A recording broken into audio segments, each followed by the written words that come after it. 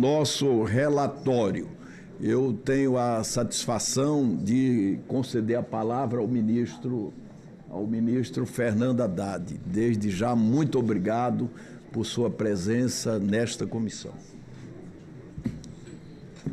Presidente Renan Calheiros, vice-presidente senador Laércio Oliveira, senadores e senadoras aqui presentes, mais uma vez uma grata satisfação dialogar com uma audiência tão qualificada que, inclusive, já se antecipou nessa ocasião do debate sobre o imposto de renda, e essa comissão já teve a possibilidade de apreciar já um projeto que tem exatamente, trata do mesmo mérito e na mesma direção do projeto apresentado pelo Poder Executivo.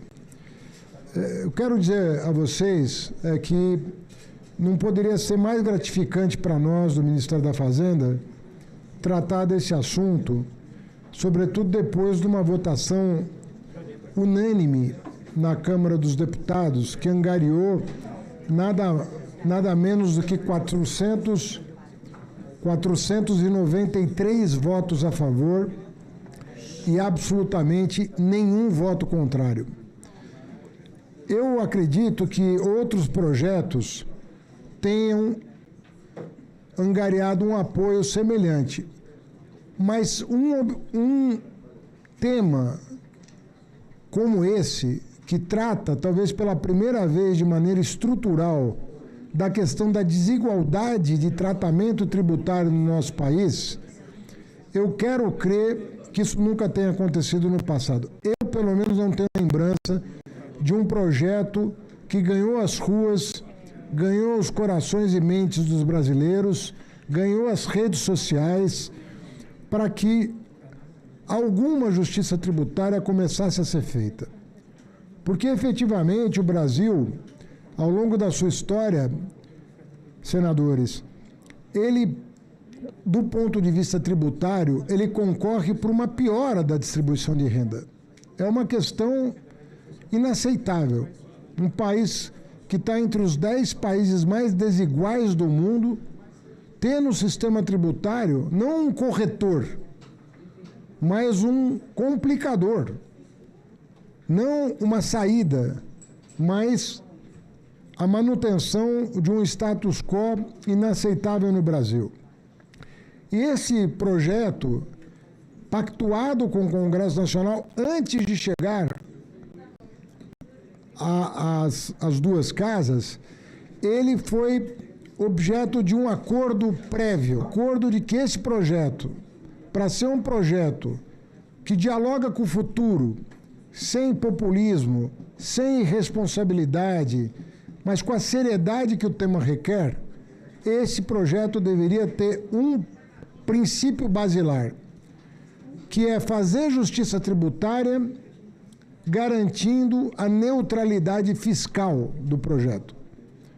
Ou seja, trata-se de um projeto que não tem nenhum tipo de viés arrecadatório ou de aumento de isenção, ele é neutro do ponto de vista fiscal, mas ele corrige uma injustiça tributária dramática no Brasil. É o começo, na minha opinião, de uma nova trajetória, né? O mundo inteiro hoje enfrenta problemas fiscais, frutos de vários desequilíbrios do sistema. Começa em 2008, com a crise financeira, depois vem pandemia, tudo isso gera enormes desequilíbrios fiscais mundo afora. Estamos acompanhando aí países vizinhos nossos, países europeus, a maior potência mundial, os Estados Unidos da América, vivendo problemas fiscais, mas nós estamos fazendo aqui uma coisa inédita, que é perseguir resultados de contas públicas melhores resultados nas contas públicas, mas buscando fazer justiça, sem penalizar as camadas economicamente mais vulneráveis. O resultado dessa trajetória até aqui, eu gostaria de reforçar, presidente Renan. nós teremos no quadriênio correspondente ao mandato, ao terceiro mandato do presidente Lula, nós teremos a menor inflação acumulada da história. Da história. No quadriênio. Não estou falando de um ano específico. Estou falando de um mandato completo. Porque às vezes você pode ter um ano em que você teve uma inflação muito baixa. Mas num mandato completo, nós teremos a menor inflação. Com crescimento econômico cerca do dobro do que vinha acontecendo nos últimos anos. Com a menor taxa de desemprego da série histórica do Instituto Brasileiro de Geografia e Estatística, o IBGE. Né? E com resultados fiscais melhores desde 2015, pelo menos. Ou seja, nós estamos colhendo os frutos do nosso trabalho de 3 anos. Porque quando você tem a mínima, o quadriênio com menor inflação, com menor desemprego, com crescimento superior ao que vinha acontecendo, simultaneamente, e melhores resultados fiscais dos últimos 10 anos, você pode dizer que você está numa trajetória que exige cuidado. Você nunca vai ouvir de um membro da área econômica que não há trabalho a ser feito, tem muito trabalho a ser feito, mas nós viemos até aqui com resultados muito importantes, e nós vamos ter ao longo dessa audiência a oportunidade de falar sobre eles, porque esses resultados só foram possíveis com o apoio do Congresso. O Congresso compreendeu a necessidade de cortar gasto tributário, por exemplo. Nós ainda estamos num patamar de gasto tributário na casa de 6% do produto interno bruto, mais do que o dobro da média histórica. E é muito curioso que setores muito conservadores da nossa sociedade, equivocadamente, tratam o corte de gasto tributário como aumento de tributo e não como fim de um privilégio. É curioso isso. Você cortar gasto tributário no Brasil é encarado pela imprensa como um todo, não como fim de um privilégio, que foi dado momentaneamente, mas como aumento de imposto. E não poderia haver equívoco maior do que isso. Vez ou outra, senador Humberto, eu olho a notícia do tipo, vão tributar as bets.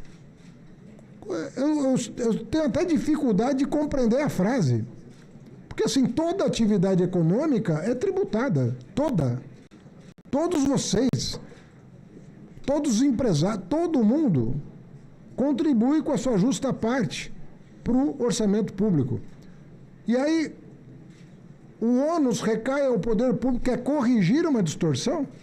Vão tributar as bets? Sim.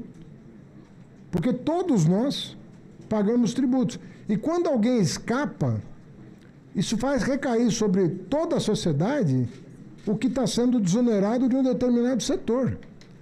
Aconteceu isso, e às vezes o programa é meritório. Ninguém tira o mérito, por exemplo, de que, não naquele desenho, mas o Perse tinha um mérito na pandemia. Mas a essa altura manter um benefício, fizemos um pacto com as duas casas para concluir, fechar o programa, depois dele ter atingido os seus objetivos. E tem que ser assim com todos os programas de renúncia fiscal. Eles não podem ser eternos, a não ser em casos muito específicos. Né? Vou dar um exemplo típico. Né? As Santas Casas, nós sabemos que são entidades filantrópicas que não pagam determinados tributos. Isso está na Constituição. O Constituinte colocou lá na Constituição porque sabia da necessidade para o SUS do complemento dessas entidades históricas, seculares, às vezes, que prestam um serviço complementar a um SUS que está em construção. Então, o Constituinte teve abertura para esse tipo de procedimento, mas estabeleceu critérios que hoje foram constitucionalizados, como no caso da emenda 109, já promulgada pelo Congresso Nacional, que determina o corte de renúncias fiscais. E não há nada mais pernicioso do que tratar tratar isso como aumento de tributo. Isso não é aumento de tributo. Nós estamos protegendo a sociedade de grupos de interesse privilegiados, né, que querem tornar perene, querem perenizar aquilo que foi feito conjunturalmente por uma determinada situação. Esse projeto tem esse mérito, senador Renan. Ele é um projeto que ataca a desigualdade. É isso que ele visa. Ele começa a corrigir a desigualdade produzida pelo próprio Estado, que deveria ser um instrumento de correção das desigualdades. A reforma da renda, que é posterior à do consumo, tem o mesmo objetivo do consumo. O que foi feito? Qual o pacto que foi feito na reforma sobre imposto de consumo, sobre consumo? Nós estabelecemos aqui que o objetivo da reforma sobre o consumo não era fiscal. Nós estabelecemos que nós vamos fazer a maior reforma da história do país com neutralidade fiscal. Alguns setores iam pagar um pouco mais, porque estavam subfinanciando o Estado, outros setores iam pagar um pouco menos. Os senhores e senhoras tiveram a oportunidade de fazer a lista de exceções à regra geral para acomodar determinados interesses legítimos, como foi o caso da cesta básica, que teve uma ampla discussão, como é o caso dos medicamentos, que teve uma ampla discussão. Tudo isso para favorecer a população brasileira, que não vai pagar tributo sobre uma série de bens essenciais, mas que vai ter, no plano do consumo, uma acomodação para modernizar o Brasil. Nós estamos trazendo o IVA para o Brasil depois que mais de 170 países adotaram o Imposto de Valor Agregado. Mas com uma distinção no nosso caso. Nós estamos digitalizando o IVA.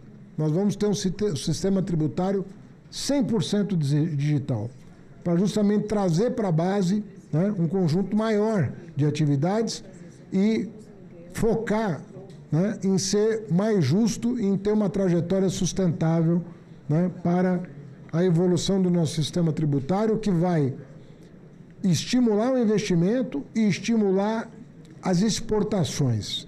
O Brasil pode se tornar uma plataforma de produção de bens e serviços exportáveis, porque vai poder contar com um sistema tributário racional.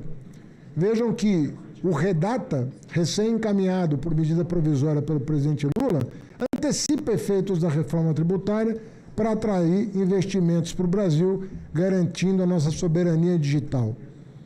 São coisas como essa que vão passar a acontecer com cada vez mais frequência no nosso ambiente econômico. Então, eu queria elogiar o trabalho do Congresso Nacional. Digo do Congresso porque o Senado já se debruçou sobre essa matéria. Então, não é nova a matéria para o Senado. E queria dizer que nós estamos muito confiantes de poder dar esse passo que vai ser festejado pela sociedade brasileira. Eu não tenho dúvida, e as pesquisas estão aí a demonstrar, que esse tema, ele ganhou no espaço público um prestígio que nem nós calculávamos que ele fosse público, um prestígio que nem nós calculávamos que ele fosse alcançar. Ele efetivamente hoje, ele é tema de conversa de bairro, ele é tema na conversa de bairro, ele é tema na universidade, nas escolas, nos locais de trabalho, porque há muitos e muitos anos o trabalhador brasileiro almeja olhar para o Estado brasileiro e ver no Estado brasileiro um parceiro.